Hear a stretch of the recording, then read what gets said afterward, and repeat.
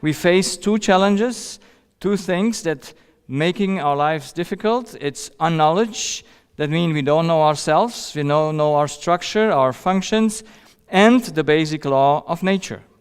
And we face incapacity to control ourselves, to know what to think, to control our thoughts and actions. And we came to understand that there is a basic law of cause and effect, in which cause and effect can never be the same. We face diseases in the body, and we said last night that every disease that in the body comes can never come from the body, because everything must come from outside by the law. Every effect must be caused by something else than where the effect is. So we saw that stress is an effect, anxiety is an effect, and conflicts are an effect of what we think. And we saw yesterday that we must have one thing under control in our life, and that is what we think and do. Because those are the only things that really are ours. To control circumstances, to want to do something that is not possible, is not under our control. But if we try that, we lose control about ourselves, and so that's not very good. So thinking is just our responsibility. And last night I tried to explain that we must have a spirit on the cortex. And I gave evidences for that, and I just go through the summary of the evidences. Without being there a spiritual entity, there is no spiritual, no mind, no consciousness possible. There were no spiritual needs necessary, like we saw righteousness, love, and all this. There would be no sensatory perceptions, feeling, seeing, smelling, tasting, hearing, wouldn't be possible if you have no spirit. There are no thoughts or thinking possible. There is no judgment. There is no responsibility, no morality or ethics, no spirituality. And we could not move ourselves. We know that nothing physical can move itself. And since we can move ourselves, someone needs to move us. And that is our spirit that moves us through what we think and what we decide. And the question, of course, is, where does the spirit come from? Can he come from chemistry or matter? And I hope you all agree with me that with our simple reasoning, we can never say that from matter something spiritual can arise. The spiritual and the physical are two separated things. They only work together, but they cannot be the same thing, and the spiritual cannot emerge from the physical. So, having said that, let's see the three life forms that we have on earth. We have on earth plants, we have animals, that is our cat when she was still little and brave, and this is a family from the internet. And so the question is, they have in common all that they are out of chemistry. Everything that is there has chemistry or is composed out of chemistry. And the question is, what plus chemistry what must you add to chemistry to give a plant? What must you add to chemistry to give an animal? And what must you add to chemistry to give a human? They cannot be just chemistry. And so to chemistry, if there is added life, then we have plants. Can we know the mystery of life? Yes or no? There is no one that knows on earth, from the scientific view, how life exists, how life is there. But evidently we know that plants are alive. But how do we know that they have no spirit? Because some believe they might have a spirit as well. Because they have no spiritual needs. Yes, they cannot walk to satisfy anything, and they never complain because they're not free, or they must stay in one place. They say, oh, it's very boring, stay just here. They have no spiritual needs, and they have no ability to move themselves, so they are just plants, and it is added to the plant life. But with the animal, we know the animal must have a spirit because they have spiritual needs that they need and want. And just today we got, my wife is in contact with home all the time, and we have this cat at home. And you see, the cat yesterday just got crazy because she searched probably for my wife the whole house and didn't find her.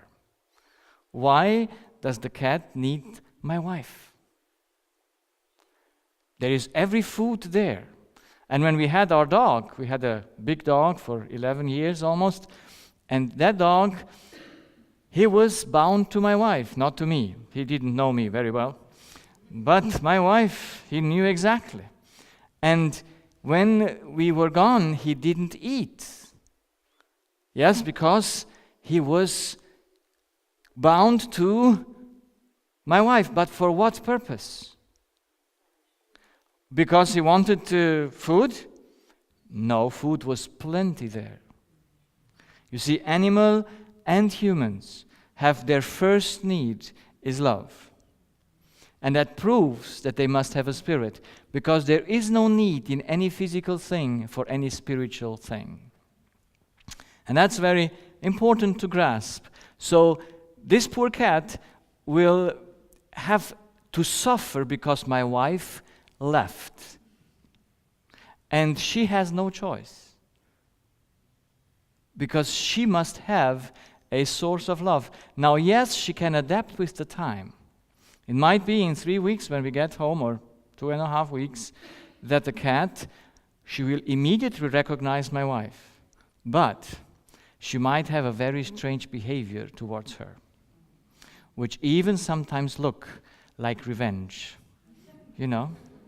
It is not revenge, but it's an unconscious reaction of something that the cat lacks. And I've done my own studies with animals, and I'm fascinated to see how animals have their first need, love. And the second need is food. And all the other needs, what the animals have. So they must have a spirit because they have spiritual needs. And humans have also a spirit. This spirit has a little bit more needs, more capacities, so it's, you could say, a little bit a more performed spirit, and so we have these 3 forms of life. And actually, when we go from the biblical description, we have 4 forms of life. We have a plant that is a living matter, we have an animal that is a living soul, we have a human that is a living soul, and we have an angel that is a living spirit. And we have, above all, God as the spirit that he made those things all together. So, just a little bit to come to make a clear human structure. From how many parts a human is made? Is he out of 3 parts that are independent from each other? Is he having a body that is chemistry plus spirit plus soul? Or is he, like the heathen dualism says, just body chemistry plus a soul in which the spirit is included but is not defined? So usually people believe that humans are made out of 3 entities. And this was the Platonic and Aristotelian image of the human being, and it predominates Christians and the religious world. And it comes from Plato, who believed that a human is a human because he was a god before, and he caught himself in an animal body, and that's why he became a human. And that's why when he dies, then the soul goes away and he's again free. So that's the idea that Plato and Aristotle brought in this earth, and most people, unfortunately, never proved if that is true or not, so they believe it. Then the Stoic and Epicurean image of the human being that predominates science and some religions, that is the humans and the animals and everything we have on earth is just physical. The spiritual abilities just arise from the physical one. You see, they thought like this. They said, if you put fire in an oven, if you put to burn wood, it gives fire. Yes? And the fire gives heat. And that's how love comes out. Yeah? That's why most people believe that love is an emotion. No? But if love is an emotion, then there is no need for it. Because an emotion is chemistry. An emotion can be given and made with a drug. You can create emotions with chemistry, very nice, with alcohol, with drugs, with all kinds, with chocolate, someone, yeah? You can create emotions by what you give, by hormones. But you can never create love, no matter how much chemistry you would give to that brain. Can never do it. That's why you see the terminology that we use usually for love is emotional. I hate that terminology personally because it is purely a deception. There are no emotional needs in a human being. There are only spiritual and physical needs, only two kinds of needs.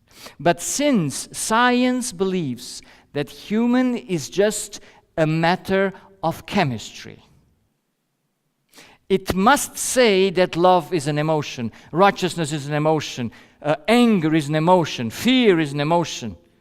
All those are no emotions. They are just spiritual, they are thought processes that give an emotion, that give a physical reaction, but they do not come from the physical. They come outside the physical and go into the physical. Now, science believes it's the opposite, because they took the Epicurean idea that humans can create thoughts, yes, that they can do love by burning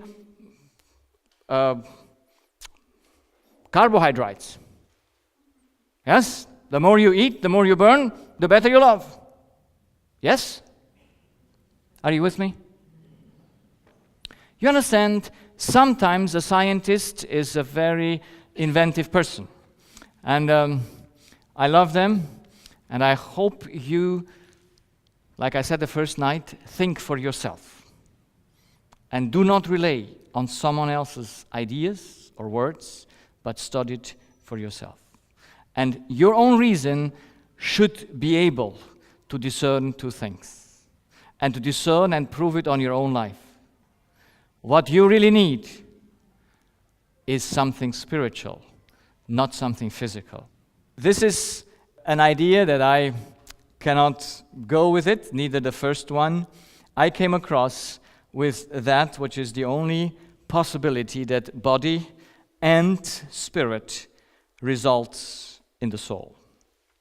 This is the biblical and the legal image of a human being. There are two entities that give a third. And let's look to it. This is the body, and we know the body starts in the brain. And if the whole body is included in both of the cortexes, then evidently the spirit must not go somewhere through the body. He just needs to be above the cortex and from there give the commands to rule the body. And so I give this example because it's a very simple one. We have a piano. Anyone know what a piano is? A piano is something physical or spiritual? Physical. And he has a brain or a cortex, and those are the keys. Can a piano play its music? No.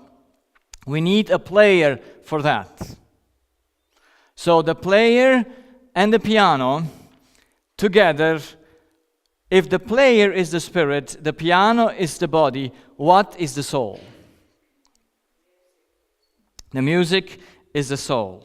And the same thing it is in the human and in the animal. So the soul is just the result of two entities that come together and give a new one. Sometimes I say like hydrogen and oxygen give water. Yes, they are the same chemistry, hydrogen, oxygen remains the same, but when they come together, you have water. And the same thing it is with the human being. And I say this because it's an important thing. I came to understand from little analogies how things work. So, if the music is the soul, then what is the soul in the human? It's life. It's all those things that we encounter, we just experience in the soul, in those two entities that work together. Let me ask you, the music the music is a result of two entities, a player and a instrument. Now, where does the tone come from?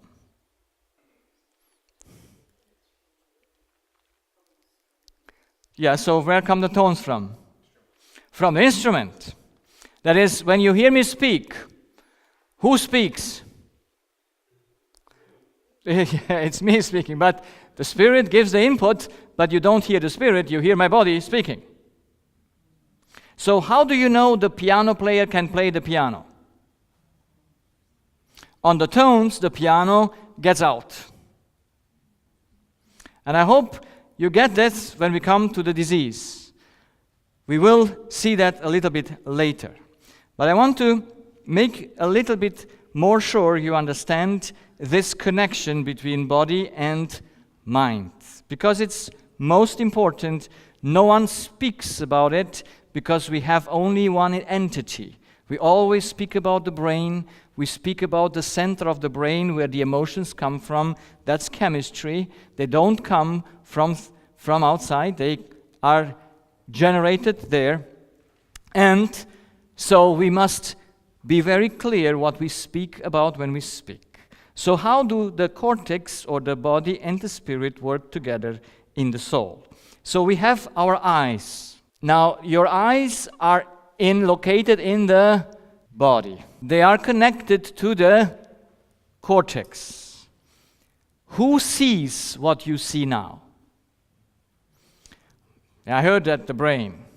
That's what you were taught. But we said that how much can physical items see something? I hope you agree with me, by all reason that we have, nothing physical can see anything. Our eyes can never see. They are just used to see. Like I said yesterday, our feet can never walk, but they are used to walk. So eyes can never see. So who sees what you see? It's only your spirit that can see. But he needs the eyes that are located in the body to be able to see. Now you have ears. Who hears what I say now? To whom do I talk? To your brain or to your spirit? I hope to your spirit, because your brain is just a mass of anatomy. Yes? So, he cannot hear. Who feels? Who smells? And who tastes?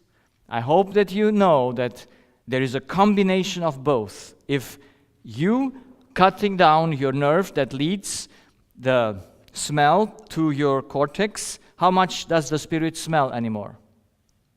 Nothing, because he receives no impulse from the nose. But the spirit itself discerns and says, oh, this is sweet, or this smell good, or this smell bad. There is no capacity in the discernment, and then to choose, to say, I will eat more or smell more of this, I will do more or less of this. So let us understand these two entities must work together all the time, and they are very important to discern who does what? Would you agree with me that's important to discern? I think it's very important, at least if you want to know yourself, how you function, you need to know who sees, who hears, and how does that happen to you. Now, these two entities are so bound together that there are choices in the Spirit and there are no choices in the Spirit. We said last night that the Spirit cannot be forced to obey. I hope you remember that. He needs absolute liberty. And when that girl came to me for counseling, the 13 years old girl, and she said, I'm living at home like in a prison, I said to her, do you know that you're free? You can do whatever you want. Can she? In reality, yes. But in her way to think, she cannot. She expects to receive liberty from her parents. They said, you're free to do what you want. No one can bring you to force you to obey. So that liberty we have. But since the Spirit is bound to the body, everything that comes around you smell. Do you have a choice for that comes around what you smell? No, the Spirit must smell it. Because he must smell that without a choice so that he can take a decision according to that. Everyone that touches you, the Spirit must feel. Every pain that you gets to the Spirit because he feels the pain so that he can react to it. So whenever your body is weakened, your spirit is weakened as well. That's why we should never forget that we have two entities that we need to take care of. And where always the deception lies is when we are unbalanced. And what I know from medicine until now is that we put our emphasis on the body and want to strengthen the body, and we forget the spirit. We forget that the spiritual needs are first. And then we don't know what the Spirit does to the body as well, how he guides that. So we must be always balanced. We have two entities and we have to feed them both. We have to eat the right food, and we have to think the right thoughts. Yes, there is one higher than the other, but both are important and necessary that we should live accordingly a healthy life. So let's take all the things together, the major differences between the body and the spirit, to see that they can never be one. All functions of the spirit and the body are just possible when they are connected to, so it's just possible in the soul. So the spirit can only act for himself. The body has no action for himself, he obeys commands. The spirit cannot be forced to act, the body can be forced to act. Only the spirit can think, see, hear, feel, taste, smell, and decide.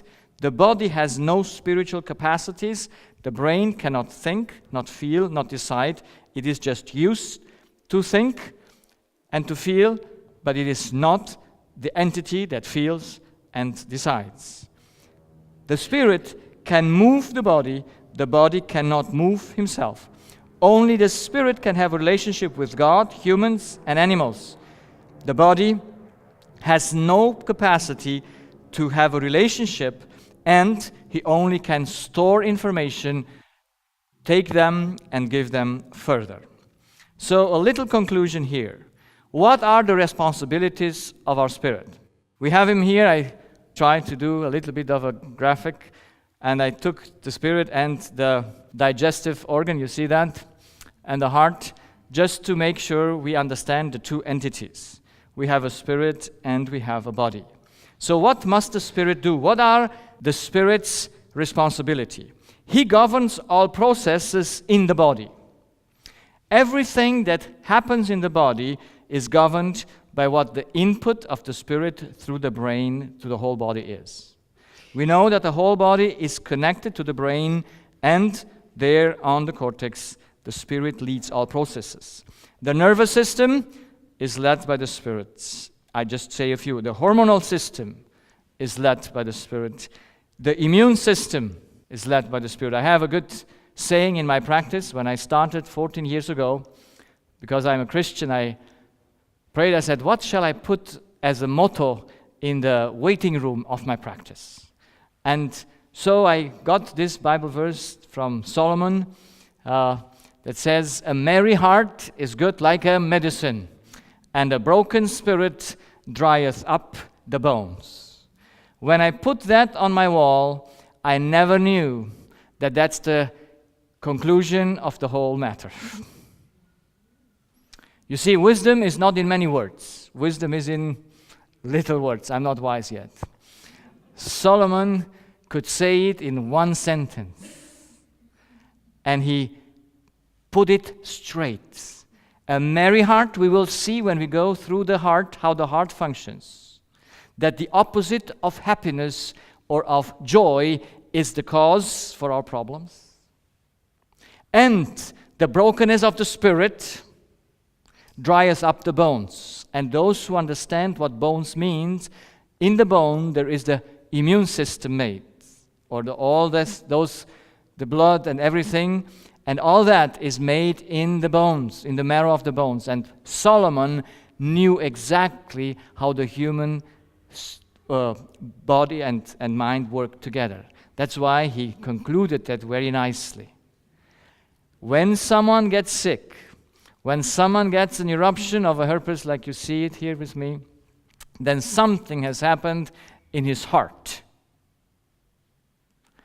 The spirit somehow thought something that brought that immune system into acting against yourself, not necessarily against yourself, but just giving an alarming sign to the spirit that something is wrong, so that the spirit can correct himself in giving the right input. And then the digestive system. Now, you put a lot of, in the medical field, is a lot emphasis on what we eat. And I'm also vegan since 14 years.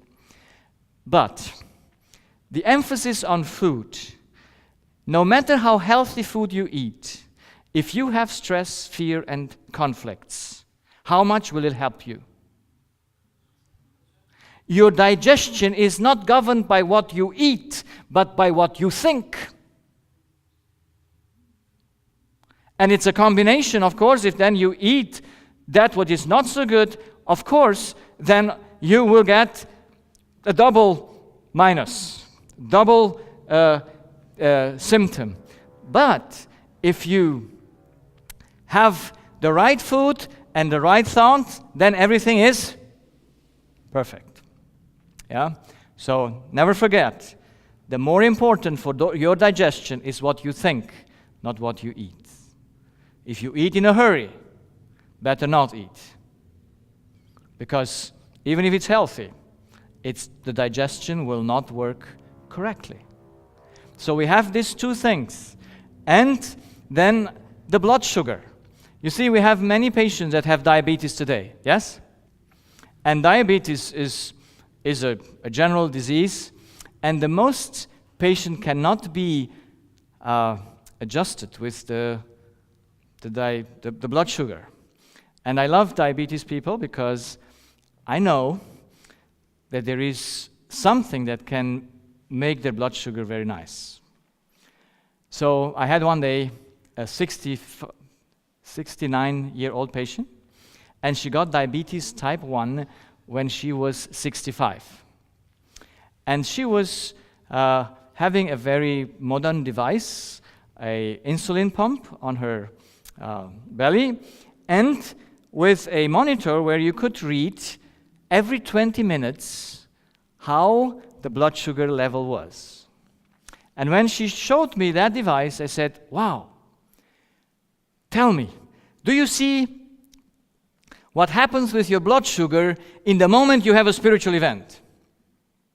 Because she can see it. She has in her skin a certain sensors that transmit that every 20 minutes to the device. And so she said, yes. Whenever I hear the grandchildren come to visit, I am getting very happy. What happens with the blood sugar in the next moment? She says, I have 2 arrows that show my blood sugar now is going down, that is going down in the balanced area. And last year I had a patient who has so low the sugar she has to eat all the time because it doesn't get up. And so when she heard my message about joy, balancing the sugar, she said, oh, then I should not have joy. I said, okay, if you have joy, your blood sugar will go up. Because joy will do in your body anything right. It's not because Solomon says it, it's proven. We have patients that you can never give enough insulin or try with medication to balance the blood sugar. But in the moment you do with them psychotherapy or psychoanalysis, they start to balance their sugar. I'll tell you a funny story of a patient who was not mine, but one of my colleagues. She had diabetes type 1, and she had normal sugar rates whenever she measured every day, but the long-term sugar, the HbA1, was always high, about 8.5, and the doctor wondered why. Because during the day, her blood sugar levels were correct. And that was many years so. And now suddenly, after a half a year, her long-term sugar was correct as well, 6.5. And while that was so many years very high, and he never changed any medication, and now it's 6.5, he was wondering how that works. And so he asked what happened to her half a year ago, because since then it works well. And she said, half a year ago, my husband died. Now, that usually turns your sugar up. But what happened? I know you laugh because the story is real and is nice, because she had to take care for him in the night. And when you have to wake up in the night and have to take care for someone, do you like that? Does that rise your sugar level? Yes? And so she had these stresses, she has these high peaks of high sugar because she was having to do something that was a burden for her. So she had a broken spirit. And now that she was freed from the burden, what happened? Sugar was normal. So what would be the best treatment for a diabetes person? To have a merry heart would be the solution for blood sugar. Now, of course, if you put someone on a certain diet, you will try to balance that. But it won't solve the problem.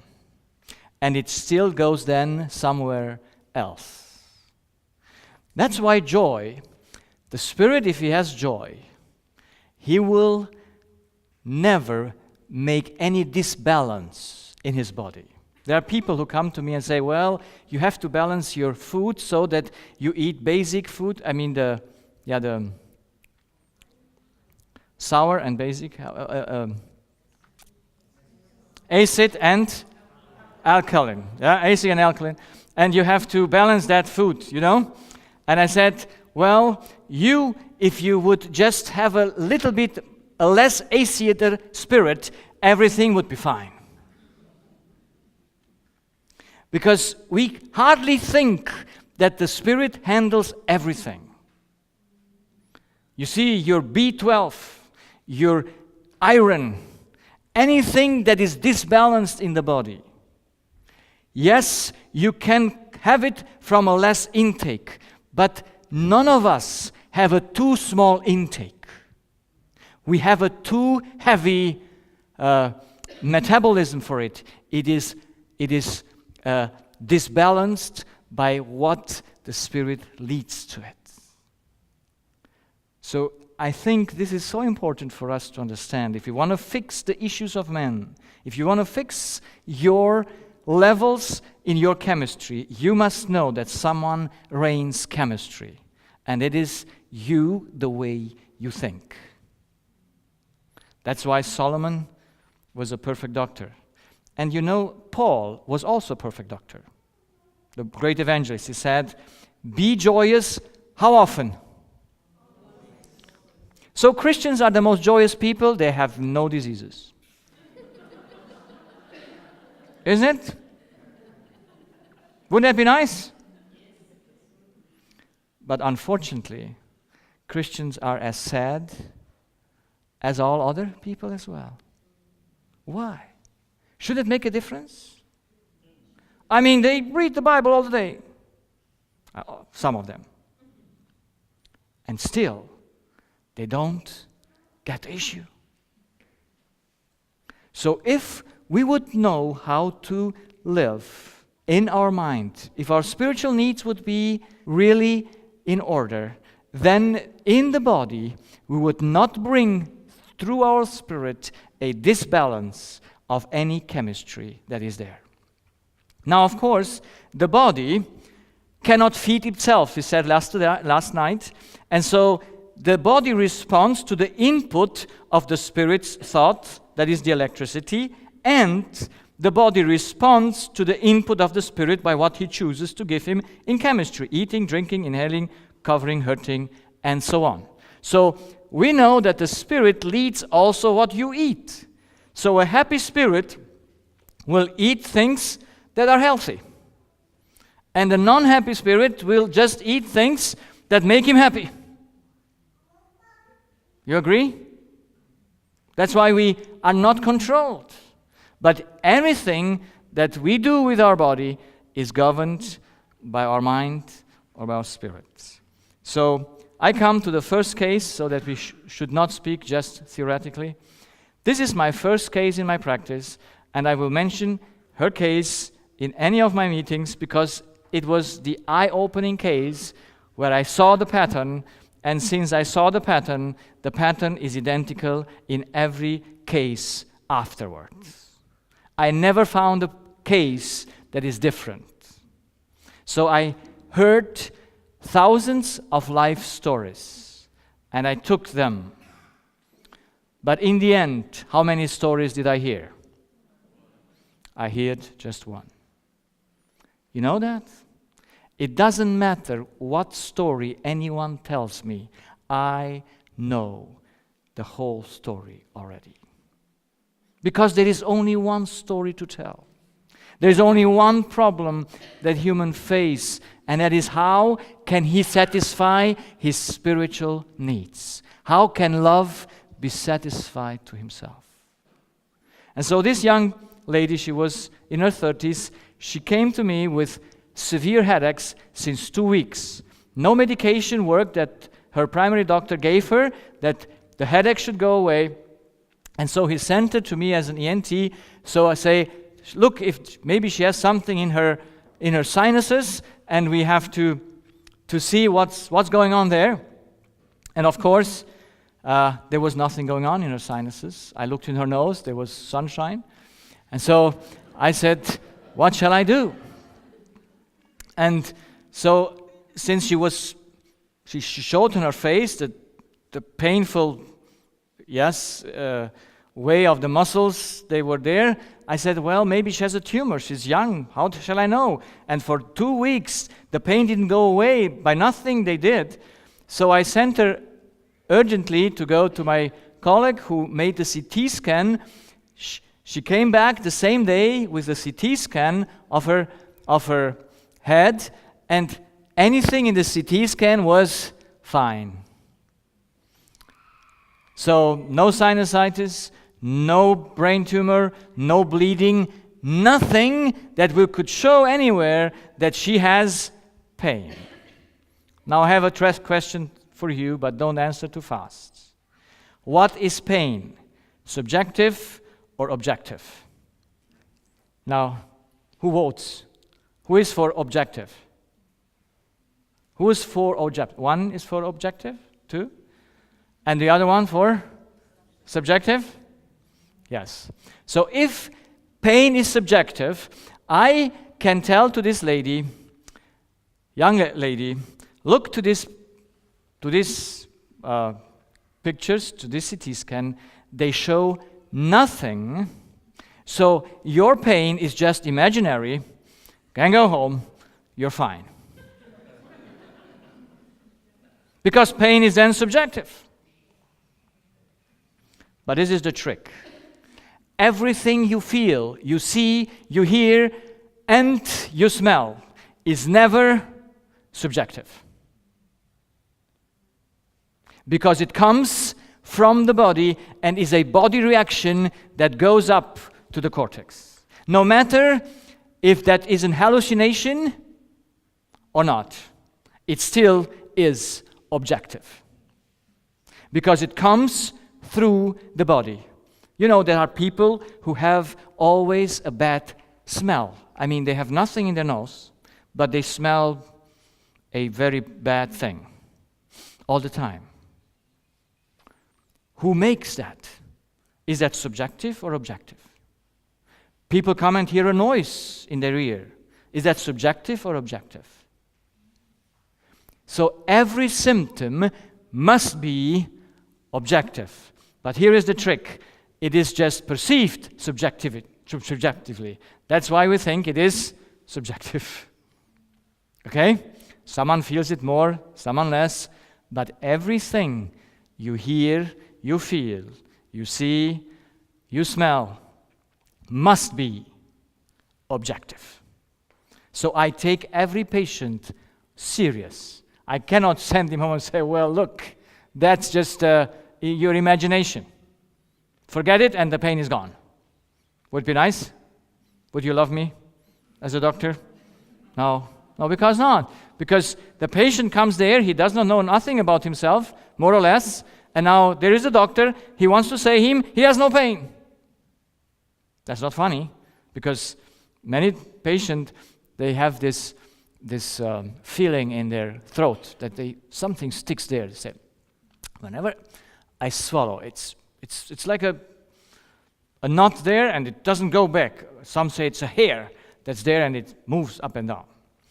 Is there any hair growing down in the larynx? No. So I'm looking there, there's no thing. But I know if I say to them there is nothing, they will go out and say, the doctor doesn't believe me. And so what he does, he goes to the next doctor, and the next doctor looks into it, and the same, there's nothing. And so I say what it is. It is a muscle spasm. It is a muscle contraction that they feel, that is real. But the cause is the thought. It's fear. When you have this in your throat, then it's fear. Yeah, it's just a symptom of fear. People come to me and they say, well, but I don't fear anything. This lady told to me. And I said, well, let's help you a little bit to see that you still fear, because she had it for a half a year. And exactly half a year before, her husband got sick with a difficult disease. I think it was cancer. So if you're the wife of a husband that got cancer, do you get any fears? Yes or no? Are they sometimes conscious or unconscious? They go on your body, and then they make him to not function well. So we have to take the patient serious. Every symptom is objective. And this lady, her symptoms come from the limbic system, you see that, and they go up to the cortex. And if we would make to this lady a functional MRI, we could see exactly that in her brain there would be, in that area where the spirit feels the pain, we would see a high chemistry metabolism would prove that this lady is in pain. So that is objective. Now, knowing that the pain cannot be imaginary, but is a reaction of the body, we now know by the law we must find the cause. Who does the body the damage, that the body gives the feedback that it is not right. And so we have the 4 eras. Has she this headache inherited? Yes or no? No. Did she have an accident? We asked that. Yes, an accident. No accidents, no hurting the head. Because you can have headaches when you hurt your head, yes? Can you? Yes. And then you could poison yourself. Like I had headaches because of what I ate during the flight, during I came here. Terrible headaches. And so you have them. You must know where they come from. So you can have from eating or from things headaches. So you have to check if anything changed. And she said she didn't change anything in the last 2 weeks about her diet or drinking pattern. Anything was correct, was like before. So I came to the point, I must ask her what she thinketh. And there was what she said to me. 2 weeks ago, I found out that my boyfriend betrayed me. So she has this boyfriend for 1 year. She left North Germany, come to the South, left everything, she said, my parents, my job, to come here to live with him, to find out after 1 year that he already betrays me. Do you understand her? Yes. Now, who shall I treat? What shall I do as a doctor? Because we have to treat the cause. The pain that comes to her from her brain to her spirit. To whom does it say that something or someone makes something wrong? Does the pain that she feels say that the friend does something wrong or she does something wrong? Who shall I treat now as a cause? Is the boyfriend the cause for the pain or not? Are you with me? So, shall I get the boyfriend and say, let's talk? Would that be my job as a doctor? No, even though she might like it. Some people come to me, or they don't come anymore to me because they say, when I come to you, you will say, it's my problem. Yes, that's fine. If it's not your problem, you cannot solve anything. If the pain comes from your boyfriend, how can you change anything? So the pain shows that something that she thinks is not correct. You see, have you ever tried to nail a hammer? To put a nail with a hammer somewhere and hit your finger? How often do you do that when you hit once your finger? Do you do it a second time? Why not? Some people might do it the second time, yes. But for sure, the third time, you just put a device there if you don't learn to, to learn to fix to fix the hitting? Yeah? And if you cannot learn that, then you take the finger away and put something there, so in case you put it not right, you at least don't hurt your finger. So hurt, when we feel pain, is that a confirmation that things are right or that they are wrong? They're wrong. Pain is necessary just for things when they are not right. When they are right, we have no pain. So the body's alarm system is there with pain to show us that something does not go right. And we found out that something in the spirit of this lady is not going right, produces her pain. And we want to find out why does the information that she hears from her friend make her pain, and how is that process? So, how did she think to her boyfriend before she knew he betrayed her? How was her thoughts about him? Loving thoughts. She said, what a good boy. And she was free in her spirit. Whenever we have free thoughts, we think what we want, they will never damage our body. A free spirit who thinks what he wants and likes will feel how much pain? No pain, because he enjoys what he thinketh. But now, then the electrical current through his decisions would be fine. There would be endorphin released, and that will come back as a good emotion that says, oh, that's good, give me more. And so if the spirit thinks more like that, the body releases those endorphins, make them on the command of the spirit, and everything goes fine. But now she hears the news from the boyfriend. How is this news? Does this news fit to her need or not to her need? Not to her need. So her need is what? Love and, yes, to be true to the others. So how is that? Faithful, yes? Loyal. She has a need. Do you have a need for loyalty? Yes. So now her need for loyalty seems to be in danger because she expects from her boyfriend loyalty. Now that she hears he's not loyal to her, she changes the way she thinks toward him. Would you? Yes. And what are her thoughts now? She's disappointed. She's hurt. She has revengeful thoughts. Has she? Everyone who is hurt has revengeful thoughts immediately. You know that? Because almost every evil thing is unrighteousness, if not everything. So she must think, she must get well with it. Now the question is, are these thoughts that she thinks here free thoughts? Is she thinking them with a choice or with no choice? Are there voluntary thoughts or involuntary thoughts? Now, let's see how many think that she has a choice. Okay, that's fine. Who is there that doesn't think he has a choice? Anyone? Yes. I mean, thank you. You know why? When you get angry, do you have a choice? I don't know. I never experienced anger because I had a choice.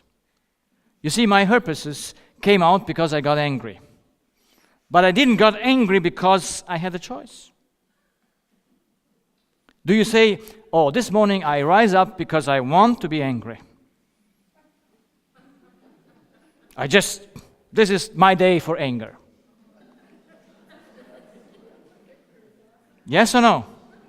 Now, I do this so that we understand stress, fear, conflicts, and depressions are no choices.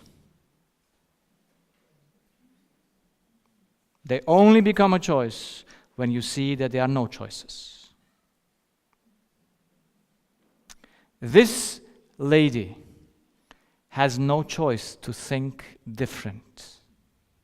In that moment that she hears her boyfriend has left her, she will think against herself. She will take herself in prison and she will inflict upon her body disease and pain.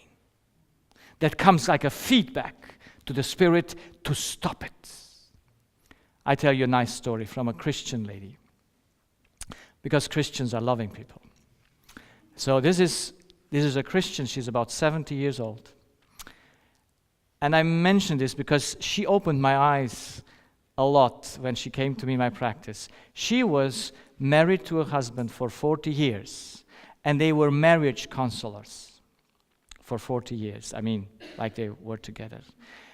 Until one day, in that church where she went, beneath to her husband, took a seat a 38-year younger woman. So he was 70, she was 32. And somehow, something happened. And the old man takes the young lady. He forgets his marriage counseling, he divorces his wife, and is now happy to have a young lady for himself. Now the question is, who gets sick from all these three people? Who has conflict? Does she has a conflict? The man has a conflict? No, he is happy. He got 6 lotto, so he thinks, now my life starts again. But the lady comes to my practice 4 years later. And she is very happy about it, not? She says, I so love my husband because the poor guy, he really needs a young lady for all the labor he had done this year. Now it's nice to see him happy. Is that the way she thinks? Why not? Wouldn't it be not a nice way? How much diseases would she have accumulated in these 4 years with this kind of thinking? Nothing. But she's very angry. She says, this is my husband. And she takes out the Bible and says, the Bible tells it's my husband. I said, how can you prove that? I say, he got divorced from you. He married this other woman. And he's gone. Be happy. You laugh. But the story gets better. And I think sometimes God is very merciful to us. Because when she got divorced, after 40 years of marriage, they have to separate, make the partial things, the property, but it was not about the property, but they both have pensions, they have retirement paying.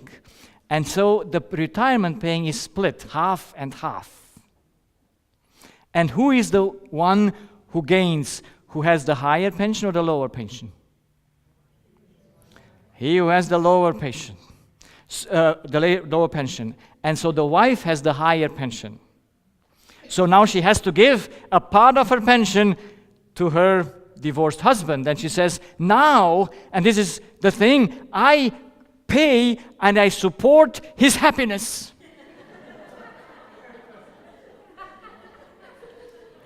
You like the story? I like the story. You know why I like the story? You know what is very funny and so also very tragic in that story? Why do you go 40 years to church that when your husband with 70 goes nuts, whatever happens, you should get unloving to him instead of saying, well, let him go. I still love him. I'm not embarrassed. He doesn't do me any wrong. Should that be what we all have learned in church for 40 years? So that when things happen, you laugh. Because you know exactly. That was the thought that occurred to me when I had this patient. Because she was a Christian. And she was a good, she took her Christianity serious. She knew her Bible. It's a little bit strange that her husband is still her, but she knew the Bible. So, let us understand this. Is this lady a free person or a prisoner? By choice or no choice?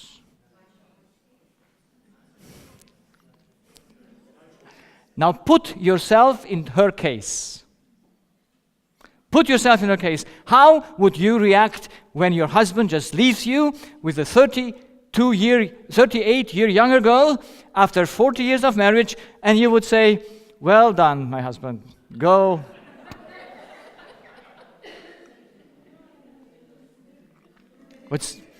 You might say, let me see your temperature, my husband. Or something else. But would you get angry with him? So when you get angry with him, you're a prisoner. By no choice. by no choice. But we have no choice because we have in our spirit an error that brings us the information and twisted it so that we do not judge the information correctly. And by judging the information incorrectly, we inflict on ourselves the disease. Disease must be, and every time you lose control, you must know that something must go wrong. If you get angry upon someone, you must know you're wrong. So what I experienced in my practice, this was what I have seen day by day and see day by day. It's the same story. Something happens. Others do mistakes. Do we have people around us that do mistakes? Yes or no? And you get a headache. Isn't that funny? You get a cancer. You get a herpes or whatever you get. Because others do mistake. And you do it because you want to do the good and fail to do it. If we cannot see ourselves that something in us is wrong, the way we judge, then we can never have a choice to change. Because this seminar is made that we should receive a choice, but we first must see that we have none. This is very important. And I can tell you stories about stories.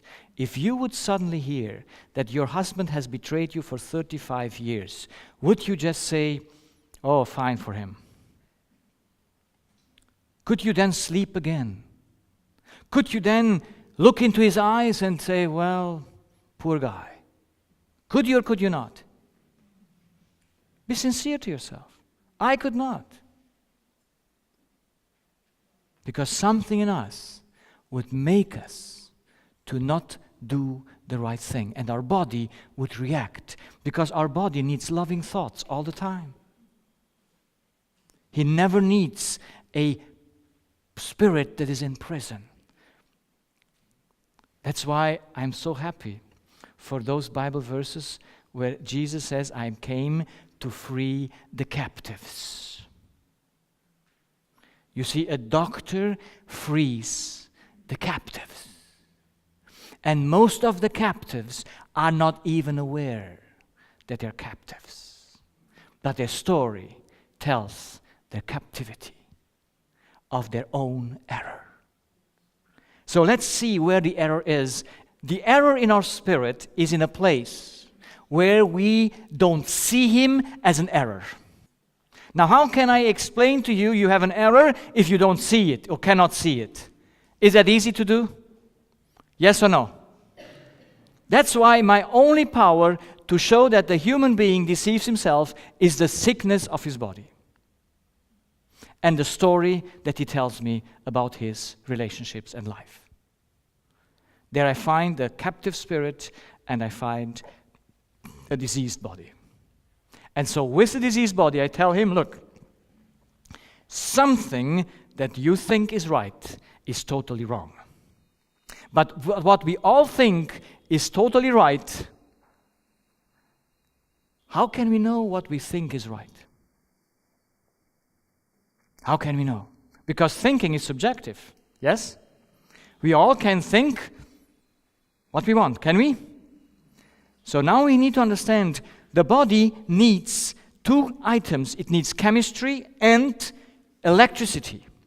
So the one comes to the stomach and there we put food, and the other comes to the spirit who eats love, loyalty, and all these other things. Now we must know that for the body, there are no choices. Are you with me? If you give him poison in your stomach, the body will tell it is poison. If you give him a wrong thing to breathe, the body will tell you it is wrong. Now, the electrical current that comes through the spirit into the body is also fixed for the body. Your body cannot choose any electrical current. If you give him the wrong one, he will be reacting accordingly. So the body can never choose what he gets. But if it is all set what is right and what is not right. That's why I can today measure the right thinking on the body. That's why I can convince my patients on their physical level that what they think is not correct.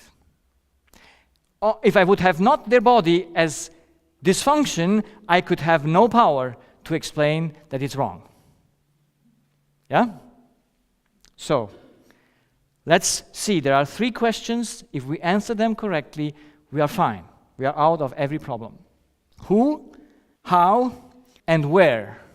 Who is responsible to fulfill the need for my stomach, to put the food into my stomach? Who is it? It's me, yes? 100%. So that's me. Now, how do you do it? You go to eat. And eating is giving food to the body. Can you give to the body something that you don't take before? No, you know the basic law that we will see again and again is take in order to give. So, take to give is the how. From where does he take the food? From nature. Yes? So that's all our business. Have you ever asked someone, please eat for me? Just do that I might have these nice tastes. You never did that because it would be reasonable? No. Now let's come to the spiritual thing where we see how we reason there. Who is responsible that your spirit has enough love? Enough loyalty, enough righteousness, enough whatever your need is, liberty. Who is responsible that you have your need fulfilled? You or someone else? We say me, yes? How much? 100%. So the wife doesn't play any role. The husband doesn't play any role. He leaves you or not. Your loyalty is never affected. Yes? It's only me, 100%. That's it. It's fantastic. So how shall I do it? The lady just showed us by loving thoughts that we give to others, we make for our body the best electricity. When you ever are in love, someone is in love here, yes? How do you feel when you're in love? Good. Because you take or you give? Because you give. That's why you feel good. So loving thoughts, when you give them towards others, they go directly into your brain and make that right current and that good endorphins, and you feel like very good. Of course, do you have to take those thoughts somewhere? Okay. So it's the same thing. You must take in order to give. The law never changes. The question is just, from where do you take the love? So how many patients or how many people are involved in this feeding issue? Only one, yes? Only one. So if only one is involved, what matters the husband and the wife and the neighbor? If only you are responsible for what you do. You see, this is the truth and the naked truth. And is it a fantastic truth or not? I really like it. I love the law because the law is the truth. It makes us happy. But where is the error that we have not seen as an error? And I ask you now about the error, so be clear. Do you have a need to be loved? Is that the truth or is that a deception?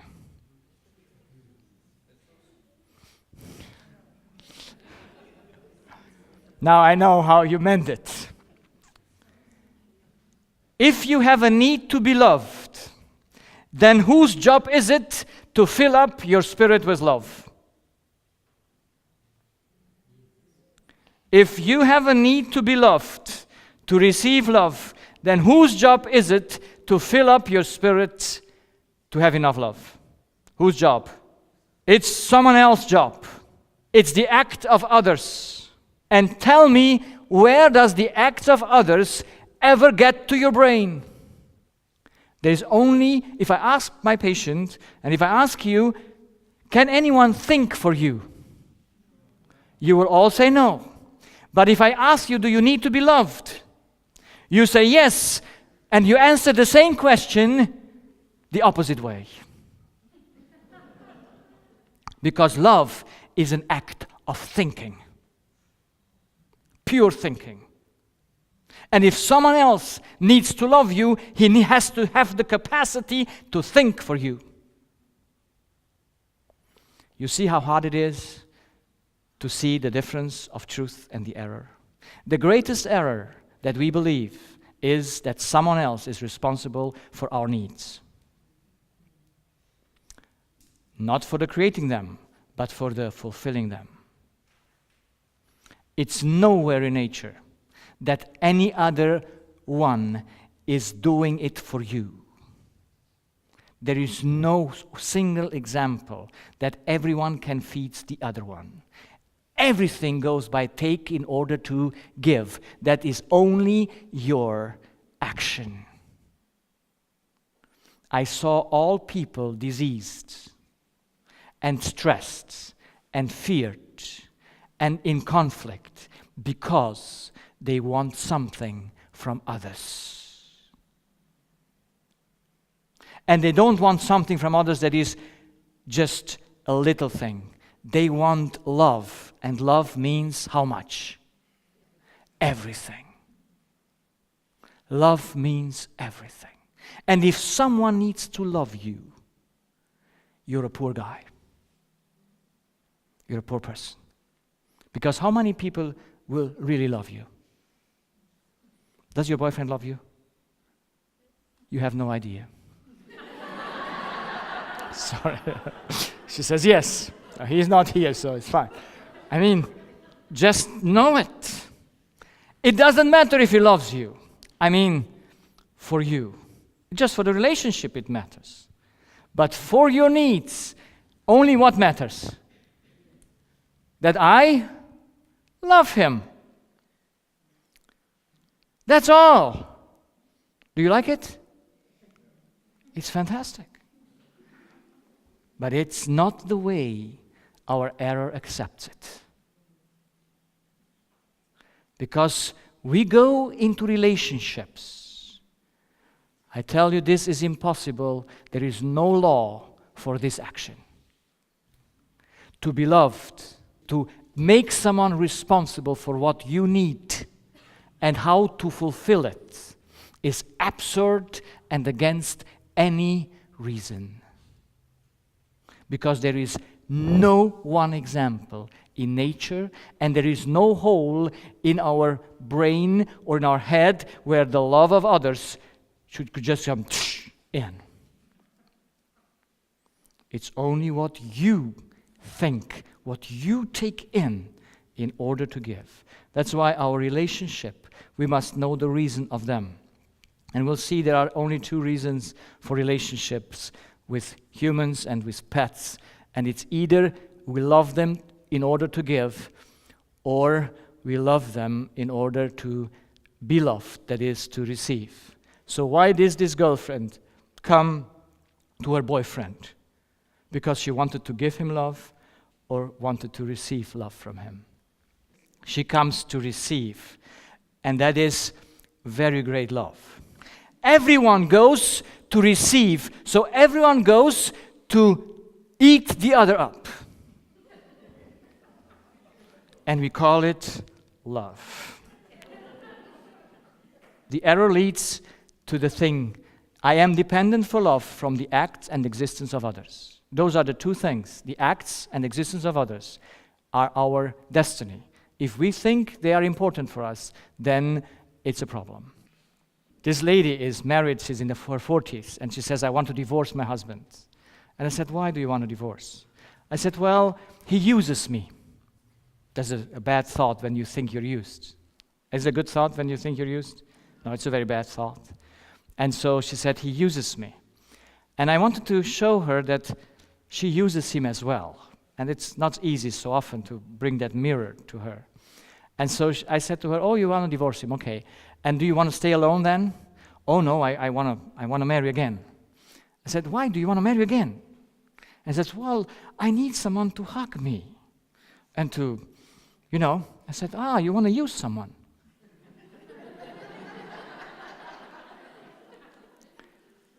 You see, that's the way we love. We just go to someone to smile because we want something. But we don't go as free agents to just give and be free. And that's a big error that we have in our heart, and we'll speak about it in the next nights, because this error we must take away from us. Then, when you're 70 and your husband gets whatever, you're fine. You wish him farewell. Say, I wait for you, pray for you. You get your mind back, but I will stay fine because I love you. I never used you. I just was with you to serve together the God, but I didn't need you for me. Wouldn't that be a fantastic way to think? You see, I see in every one of my patients, whenever we see the truth, it is just attractive. The only thing is, the deception is in our subconscious. And even though we know it in the consciousness, we are still not able to do it, because the choice starts in the subconscious, not in the conscious. And so we have to deal with that. We have to understand how we think in our subconscious. And since the error in everyone is the same, our subconscious must be the same in the way it works. And you will be very surprised how beautiful that is, and simple to understand the process of decision and why you do what you do.